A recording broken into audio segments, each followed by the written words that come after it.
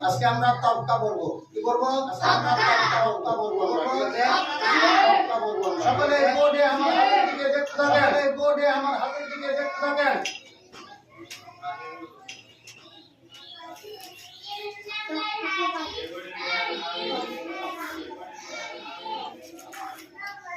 আপনাদের সিলেটে এভাবে লেখেন। আপনাদের সিলেটে এভাবে লেখেন।